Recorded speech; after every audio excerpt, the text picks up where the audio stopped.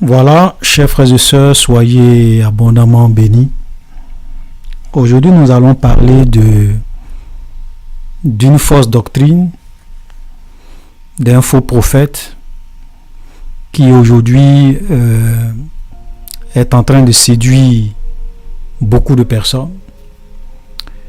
Et comme vous le savez, quand j'ai créé cette page Apostasie TV, je vous avais dit que sur cette page, nous allons consacrer cette page Facebook ou bien la chaîne YouTube Apostasie TV à vraiment exposer l'apostasie, les fausses doctrines, les faux prophètes ou bien les faux pasteurs. Ok, voilà. Donc aujourd'hui, nous allons vraiment essayer d'exposer une fausse doctrine. C'est surtout les doctrines, c'est pas les personnes en tant que telles. C'est pas avec les personnes en tant que telles que nous avons des problèmes particuliers. Non. Mais c'est vraiment l'enseignement et la doctrine. Lorsque les gens enseignent des choses qui égarent des gens, qui conduisent des gens à la perdition, nous avons quand même le devoir de venir éclairer les gens. Voilà. Maintenant, comme je le dis, je ne suis pas dans une démarche de venir m'apprendre à quelqu'un personnellement. Ça ne m'intéresse pas. Voilà, je ne gagne rien à faire cela, mais je suis plus préoccupé par les âmes, souvent qui sont séduites, qui sont vraiment trompées, qui sont vraiment égarées.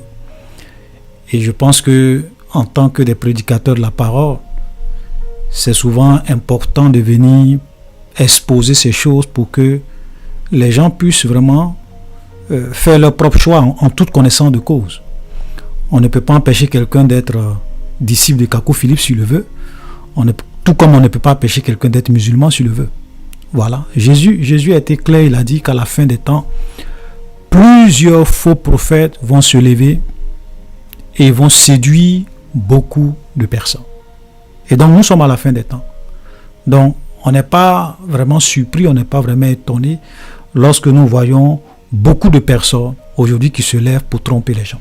Voilà. Donc aujourd'hui nous allons parler un peu de cette fausse doctrine pour que vous puissiez vraiment avoir une idée de qui est Kakou Philippe et de ce qu'il enseigne, pour ne pas vraiment vous laisser tromper et séduire par ses apôtres, par ses pasteurs, par ses défenseurs.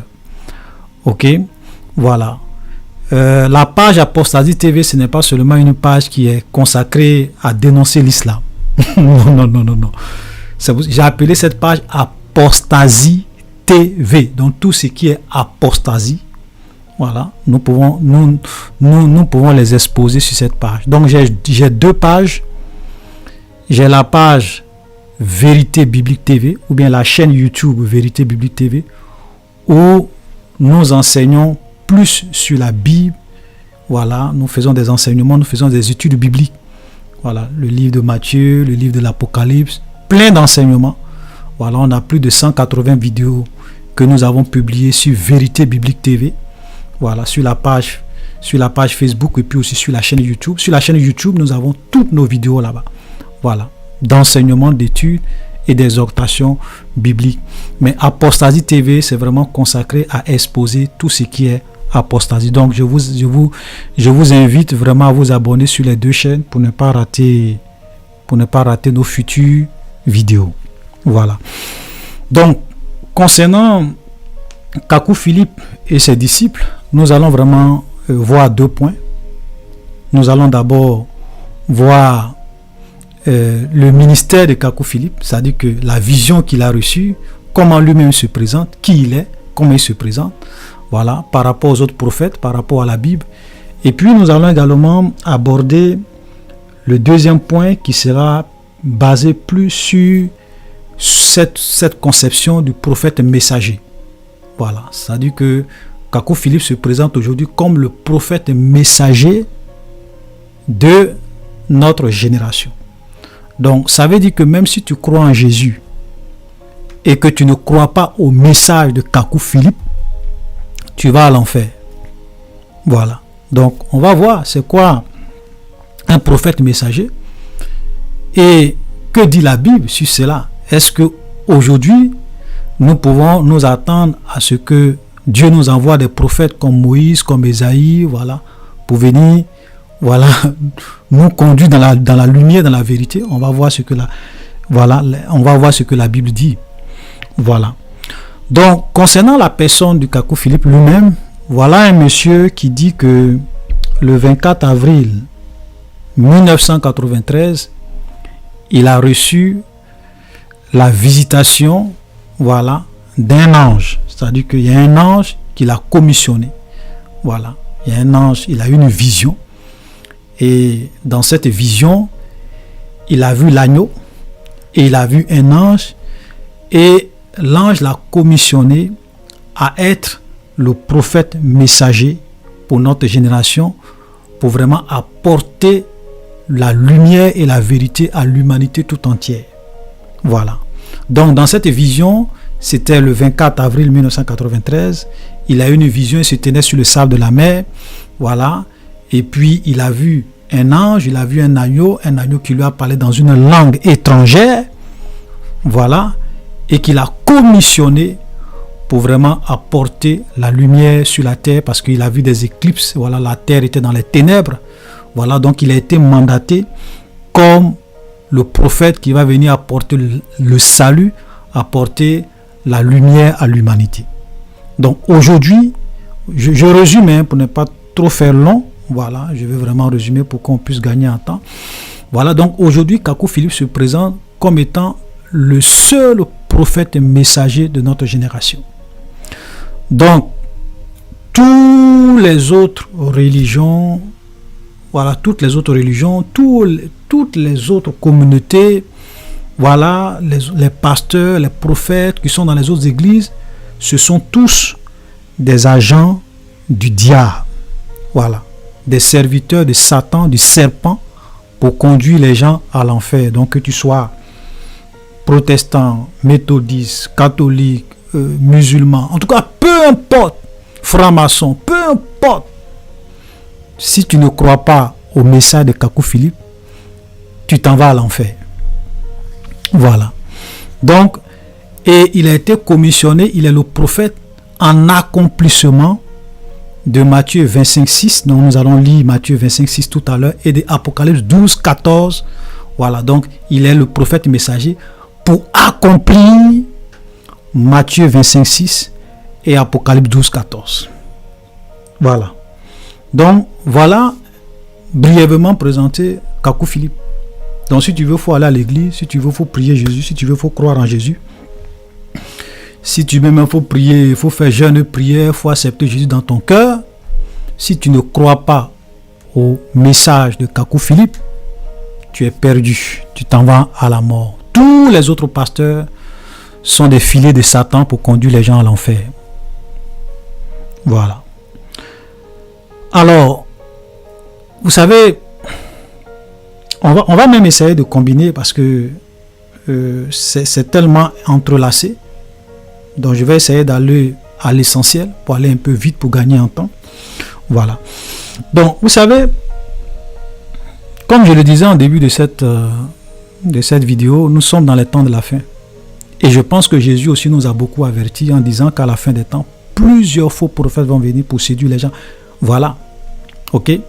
Donc pour Kakou Philippe et ses disciples, la Bible est un livre d'histoire. Voilà. Donc Moïse est venu, il avait son livre, Ésaïe est venu, il avait son livre, Jérémie est venu, donc chaque prophète avait son livre.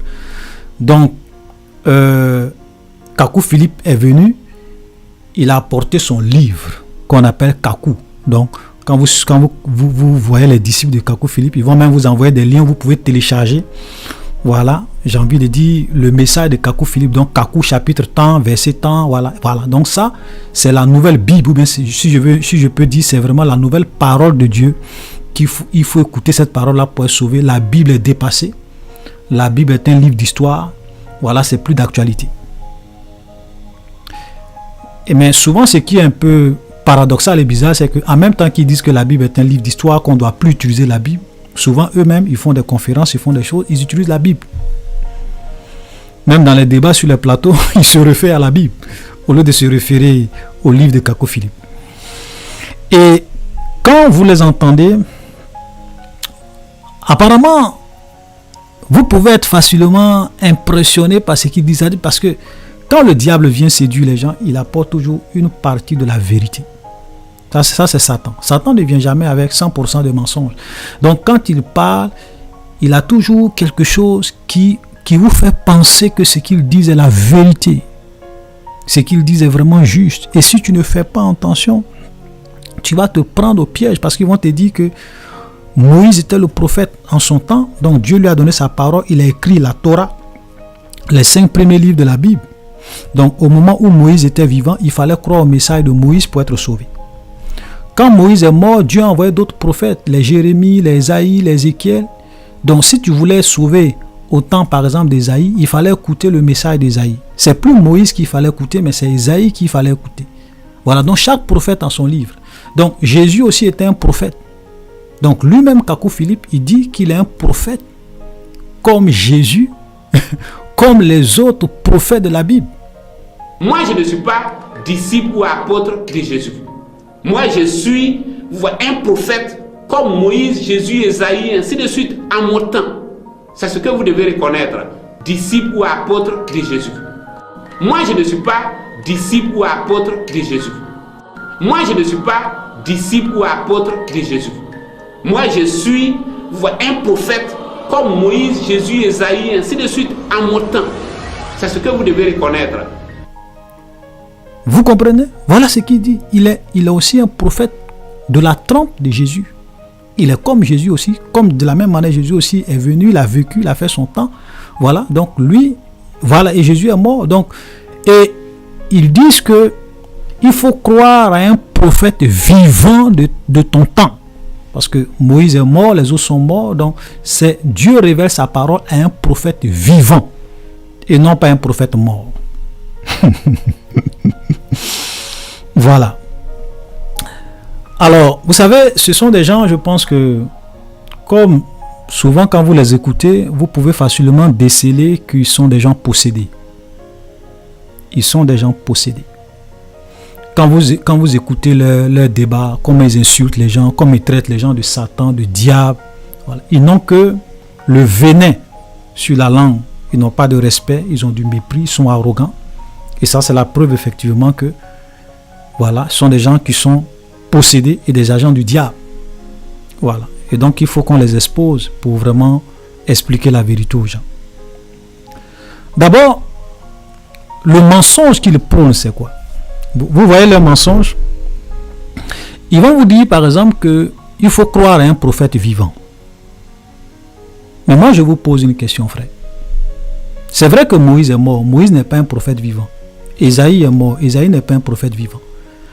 Mais quand on arrive sur Jésus, c'est pas la même situation. Parce que tous les autres prophètes sont morts, ils ont été enterrés. Mais il y a un seul. Ok, Jésus est mort, c'est vrai, pour nos péchés. Mais à la différence des autres prophètes, Jésus n'est pas resté dans le tombeau. Jésus est revenu à la vie. Donc de la même manière que moi je suis vivant avec mon corps, Jésus est ressuscité avec son corps dans un corps de gloire. Jésus n'est pas resté dans le tombeau. Donc, nous les chrétiens, nous croyons en Jésus qui est vivant. Nous ne croyons pas en un mort ou bien en un prophète qui est mort, qui a été enterré.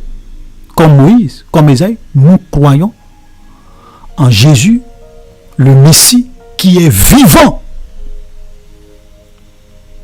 Donc, quand souvent on les entend, on se dit, mais est-ce que ceux-là, on a l'impression qu'ils ont la mémoire courte?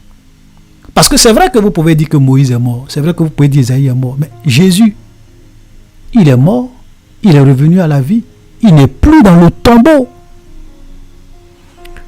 Est-ce que Lazare, par exemple, si on était au temps de Lazare, c'est vrai que Lazare est mort, mais Jésus est revenu à la vie? Mais à partir du moment que Jésus l'a ressuscité, que Lazare est revenu à la vie, au moment où Lazare était vivant, est-ce que tu peux dire que Lazare est mort? Non, mais il est vivant. C'est vrai qu'il était mort, mais il est revenu. Donc actuellement où tu parles là, il est vivant. Lazare n'est pas mort. Ok? Mais Lazare est mort. Parce que tous les gens que Jésus ressuscitait, ils mouraient à nouveau.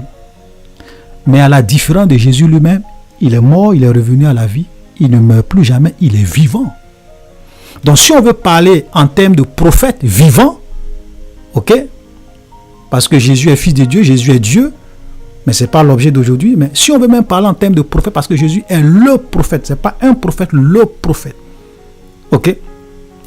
Mais si on prend Jésus, ok, en tant que prophète, comme je le dis souvent, je dis Jésus avait plusieurs casquettes. Il était fils de l'homme, il était fils de Dieu, il était prophète, il était pasteur, il était berger. Voilà, donc il avait plusieurs casquettes. Mais si on prend Jésus en tant que prophète, Jésus est vivant. Jésus n'est pas mort. Donc déjà, ça détruit toute leur doctrine. C'est-à-dire que ça balaie, cette vérité, cela détruit déjà toute la fondation de l'évangile de Kakou Philippe ou bien du message de Kakou Philippe. Ça détruit. Parce que souvent, ils vont vous dire que oui, Jésus était un prophète, il a fait son temps. L'apôtre Paul est venu, il était un prophète, il a fait son temps. Vous voyez? Ils disent que Paul était un prophète. Ça encore, c'est un gros mensonge. Timothée, Philémon, Tite, ce sont des apôtres de Paul. Paul est prophète messager. Lorsque Paul est apparu, il y avait un titre qui dominait en Israël. Apôtre, apôtre Pierre, apôtre. Paul s'est fait appeler apôtre. Mais vers la fin de son ministère, Paul s'est rendu compte qu'il était un prophète messager. Qu'il était au-dessus de Pierre, Jean, Jacques. Paul s'est rendu compte qu'il était prophète comme Ésaïe, Jérémie, Moïse, Noé et tout cela. Paul était un apôtre. Paul était un apôtre. Paul n'était pas un prophète. Frère, regardez tous les livres que Paul a écrits. Quand vous prenez Matthieu, quand vous prenez par exemple Galates, vous prenez Galates chapitre 1. Voilà ce que Paul dit. Paul, apôtre, non de la part des hommes, ni par un nom, mais par Jésus-Christ et Dieu le Père. Ok? Éphésiens, Paul, apôtre de Jésus-Christ par la volonté de Dieu. Vous prenez pratiquement tous les écrits de Paul. Vous prenez Romains, vous prenez Corinthiens, vous prenez Galates, vous prenez Éphésiens. Toujours quand Paul commence ses lettres, il dit apôtre de Jésus. Kakou Philippe il vient, il dit non, que Paul n'est pas apôtre et que comme en son temps il y avait une position qui dominait, c'est pour cela qu'il s'est donné le titre d'apôtre, mais en réalité c'était un prophète messager. Quel mensonge! C'est l'apôtre Paul qui a écrit Corinthiens. Regardez, voilà ce que l'apôtre Paul a écrit. Parce qu'il faut souvent qu'on explique la vérité. Regardez, quand nous lisons 1 Corinthiens chapitre 12, le verset 28, voilà ce que Paul dit. Et Dieu a établi dans l'Église, premièrement des apôtres, secondement des apôtres, des prophètes, troisièmement des docteurs, et ensuite ceux qui ont les dons de miracles, et ainsi de suite. Donc, Paul connaissait les 5 ministères. Dans d'autres passages même, il parle des 5 ministères. Donc, comment Paul, qui connaît tous les ministères, lui, Paul, il ne sait pas qu'il n'est pas apôtre, il ne sait pas qu'il est prophète et non apôtre. Donc, c'est Kakou Philippe aujourd'hui qui vient pour dire que non, Paul, tu t'es trompé, tu n'étais pas apôtre, tu étais prophète. Donc, sinon, Paul lui-même, il ne savait pas son ministère. Et ça, c'est grave. Voilà des gens que les gens suivent aujourd'hui, qu'ils appellent prophètes de Dieu. Des mercenaires, des agents, je vais dire, des gens que le diable utilise aujourd'hui pour tromper les gens. Toi, tu es né, il n'y a même pas longtemps, c'est toi qui vas venir dire aujourd'hui que l'apôtre Paul ne connaissait pas son ministère et qu'il n'était pas apôtre. Pourtant, lui-même, Paul dit que je suis apôtre.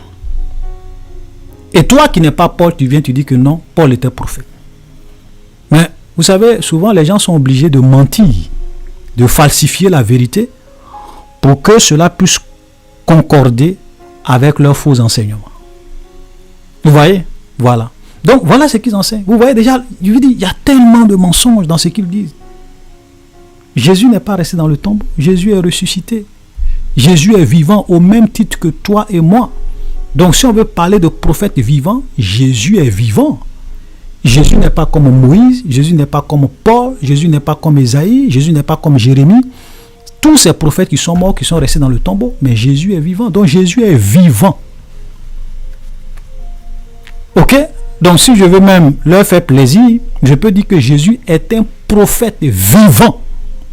Ou bien est le prophète vivant. Il n'est pas resté dans le tombeau. C'est pour cela que, frère, je vais vous dire une chose. Toutes ces histoires de prophètes et messagers qui doivent venir pour apporter, tout ça, c'est du mensonge.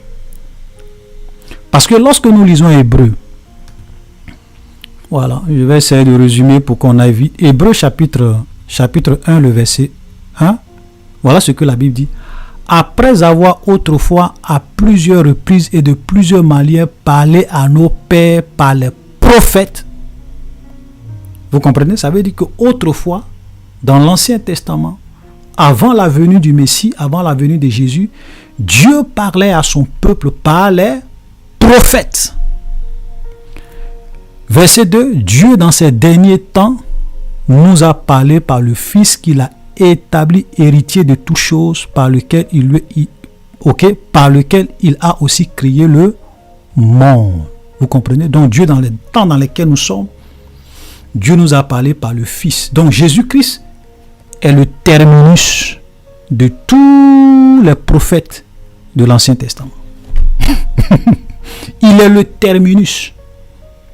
C'est pour cela que depuis que Jésus est mort, qu'il est ressuscité, Dieu n'envoie plus des prophètes comme Moïse, comme Ézéchiel, comme Jérémie, des prophètes qui viennent et qui disent « Ainsi parle l'Éternel ». Au point où ce qu'ils disent, on prend ça et puis on fait de ça un livre pour ajouter ça à la Bible. Non, c'est fini. Jésus est le terminus. Donc, Jésus est venu maintenant bâtir son église. Il est le terminus. Et donc, au sein de son église, il peut maintenant susciter des apôtres, des prophètes, des pasteurs, voilà. Mais les prophètes du Nouveau Testament ne sont pas comme les prophètes de l'Ancien Testament. Voilà, ça dit que tu peux pas, un prophète aujourd'hui ne peut pas se lever pour dire ainsi parle l'Éternel, puis il va faire un livre, ok, qui va prendre et puis va dire non, ça c'est la parole de Dieu, et puis on ajoute ça à la Bible. Non, ça c'est fini. Donc les prophètes du Nouveau Testament, ou bien tous les pasteurs, les apôtres du Nouveau Testament, tous les ministères que les gens exercent dans la Nouvelle Alliance se font dans le cadre de l'Église pour le perfectionnement des saints. Donc Jésus est le terminus. C'est pour cela qu'il a dit, je bâtirai mon église et les portes des séjours des morts ne prévaudront point contre moi. Jésus n'a pas de remplaçant. Il est vivant. Il n'est pas mort. Il n'est pas comme Moïse. Il est vivant. Donc c'est fini. Donc toutes ces histoires de prophètes et messagers, et puis ils sont tellement dans la falsification de la vérité, dans le mensonge. Ils vont même prendre certains personnages, parce que quand vous les regardez, souvent ils ont des photos. Ils vont vous présenter par exemple William Aaron Branham comme étant un prophète messager. Ils vont vous présenter plein d'autres. Même Martin Luther, l'Allemand qui a créé le mouvement protestant, il présente Martin Luther comme étant un prophète messager de son temps. Mes frères, on ne peut pas mentir sur les gens. Allez-y lire les écrits de Martin Luther. Martin Luther n'a jamais dit aux gens, croyez en moi pour que vous soyez sauvés. Martin Luther n'a jamais dit à quelqu'un, même si tu crois en Jésus, que tu ne crois pas en moi, mon message, tu t'en vas à l'enfer. Jamais. Demandez aux gens de Kakou Philippe de vous montrer un seul passage, un seul livre de Martin Luther, où Martin Luther dit qu'il est le prophète messager de sa génération et qu'il faut croire en lui pour être sauvé. C'est une falsification de l'histoire. C'est du mensonge pur et simple. C'est Martin Luther qui disait aux gens sola scriptura, les écritures seules les écritures. C'est Martin Luther. Ça dit que Martin Luther disait aux gens, c'est sur la Bible que nous devrons nous appuyer. Ok? Notre foi doit être basée sur la parole de Dieu, seule la Bible. Il n'a pas dit sur moi mes écrits. Allez-y lire. Ils ne connaissent pas l'histoire. Donc souvent, quand les gens qui ne sont pas vraiment informés, qui ne sont pas vraiment enseignés, qui ne connaissent pas l'histoire de l'Église, ce sont eux-là que les gens comme les Kakou Philippe viennent tromper. Ce sont eux-là que les gens comme les Branhamis viennent tromper. Mais quelqu'un qui connaît l'histoire de Martin Luther, tu ne peux pas venir lui raconter des histoires sur Martin Luther et dire que Martin Luther était un prophète messager, ça n'a pas de sens. Frère, Jésus est le terminus de tous les prophètes. C'est fini. Jésus n'est pas mort, il est vivant. Vous voyez donc, ils sont dans le mensonge, ils sont dans la falsification, et quand vous ne faites pas attention, ils vont vous avoir. Vous comprenez? Voilà. Maintenant, nous allons vraiment aller, et nous allons terminer par Matthieu, puisqu'il dit que, Kakou Philippe dit qu'il est un prophète selon Matthieu 26 et 6. Le cri de minuit, on va voir. On va lire. Ah ben, voilà. Aujourd'hui, quand vous les écoutez, ils n'aiment pas que les gens ils aiment pas que les gens puissent aller lire la Bible. Parce que pour eux, la Bible est un livre d'histoire. Mais parce qu'ils savent que si les gens vraiment s'en vont regarder dans la Bible, ils vont découvrir rapidement leur supercherie. Jésus même qui dit que Jésus est un prophète messager. Mes frères, je vais vous dire une chose. Même Jésus lui-même, il se basait sur les Écritures. Quand vous lisez Matthieu chapitre 4, quand le diable est venu tenter Jésus, Jésus était déjà entré dans son ministère parce que Jean-Baptiste l'avait déjà présenté. Quand il est rentré dans son ministère, vous savez quoi? Quand le diable est venu le tenter après son baptême dans le désert, Jésus a dit, il est écrit, il est aussi écrit, il est écrit, il est aussi écrit. Jésus même citait les Écritures. Donc, n'importe quel homme de Dieu qui vient et qui veut vous détacher de la parole de Dieu, sachez que déjà c'est un faux. C'est un faux prophète. C'est un agent du diable pour te tromper. C'est comme ça. Voilà.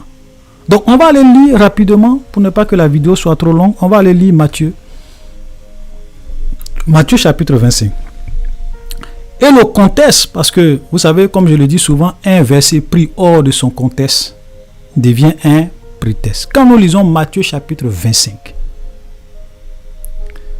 la vérité, c'est que Matthieu chapitre 25, d'abord, quand on lit même le chapitre 24, Jésus est en train de parler des signes de son retour, des signes de la fin du monde et de son retour. Et Jésus va dire beaucoup de choses. Il va expliquer les signes, il va donner des conseils à ses apôtres. Et vers la fin, il va demander à ses apôtres d'être vraiment prêts, de se préparer, de faire l'œuvre de Dieu parce qu'ils ne savent pas ni le jour ni l'heure où le Fils de l'homme va venir. Et donc, quand on arrive dans le chapitre 25, c'est une suite. Parce que comme je le dis souvent, je dis, les divisions des livres de la Bible en chapitres et en versets, ce sont nous les hommes qui avons fait ça pour nous retrouver facilement. Sinon, ce sont des rouleaux. Voilà, donc pour nous faciliter la tâche, nous les hommes, ça c'est pas selon l'Esprit de Dieu, c'est nous les hommes, nous-mêmes, qui avons divisé la Bible en chapitres et en versets pour nous retrouver facilement dans le texte. Sinon, avant, il n'y avait pas de chapitre, il n'y avait pas de verset. Quand Paul écrit ces lettres-là, il ne dit pas Romains chapitre 1, verset 1, et puis il écrit. Non, ça c'est nous-mêmes qui avons fait ça. Donc, quand vous regardez à Matthieu 25, c'est la continuité de Matthieu 24, où Jésus parlait de son retour et il demandait à ses disciples de se préparer, de s'apprêter. Donc, quand on arrive dans le chapitre 25, Jésus maintenant va donner des paraboles, une série de paraboles, pour montrer à ses disciples qu'ils doivent être vraiment prêts.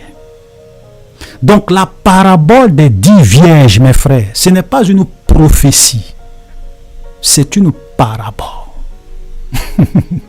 Voilà le mensonge de Kakou Philippe quand il dit qu'il est un prophète messager, il est le cri de minuit selon Matthieu 25, 6. Mais Matthieu 25, 6 dont il cite là, ce n'est pas une prophétie. Matthieu 25, 6, c'est une parabole. Une parabole, ce sont des histoires que Jésus raconte, ok, pour vraiment dégager des vérités spirituelles. Par exemple, quand Jésus parle de la parabole du semeur, c'est pas une prophétie, mais il parle de la parabole du semeur et puis à partir de cette parabole-là, il dégage des enseignements pour que ses disciples puissent vraiment connaître un certain nombre de vérités spirituelles. Donc, ce sont des illustrations C'est un peu comme quand vous êtes souvent au village, votre grand-père peut vous appeler, vous êtes autour du feu et puis vous racontez une histoire. Mais souvent l'histoire qu'il vous raconte, c'est pas un fait vrai, c'est pas une histoire vraie. Mais à la fin de l'histoire, il dégage une moralité, une leçon. Et vous dit, ah mes enfants, c'est pour cela que dans la vie, il ne faut pas faire ça, il ne faut pas faire ça, comme une conclusion. Donc, les paraboles, c'est un peu ça, ce sont des illustrations pour nous donner des enseignements et des vérités spirituelles et bibliques. Ce ne sont pas des prophéties. Donc, quand Kakou Philippe dit qu'il est le prophète messager en accomplissement de Matthieu 25:6, c'est un menteur. Et nous allons lire. Ok? Matthieu 25, à partir du verset 1, la Bible dit, alors le royaume des cieux sera semblable à 10 vierges. Vous voyez? Donc là, Jésus fait une comparaison. Ce n'est pas une prophétie. Il dit le royaume des cieux est semblable. Il fait une comparaison. Est semblable à 10 vierges. Ok?